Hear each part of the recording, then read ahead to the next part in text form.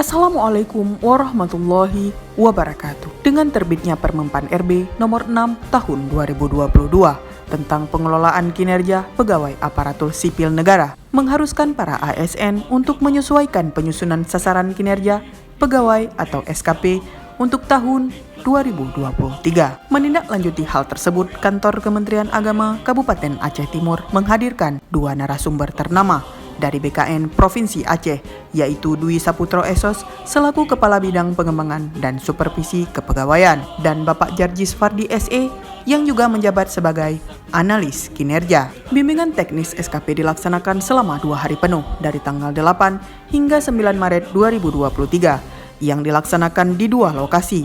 Adapun lokasi pertama dan di hari pertama dilaksanakan di Aula Dinas Pendidikan Dayah Kabupaten Aceh Timur yang diikuti oleh Kepala KUA dan Pelaksana. Sedangkan di hari kedua diikuti oleh para kasih dan penyelenggara, serta pelaksanaan di masing-masing seksi yang dipandu oleh Kasih Bimas Islam Muhammad Mansur, SOSI, MA. Sedangkan di lokasi kedua dilaksanakan di Aula Klinik Kofi Perlak Barat yang dipandu oleh Kasih Pendidikan Madrasah Saiful Bahri SPD MPD, dan di hari pertama diikuti oleh Kepala MI dan Guru MI, sedangkan di hari kedua diikuti oleh Kepala MTS dan Guru serta Kepala MA dan Dewan Guru MA se-Aceh Timur. Untuk diketahui, Permenpan RB nomor 6 tahun 2022 menggantikan Permenpan RB nomor 8 tahun 2021. Terdapat beberapa perubahan maupun perbedaan dari Permenpan tersebut seperti ruang lingkup pengelolaan, pelaksanaan, dan penilaian kinerja, perilaku kerja, dan format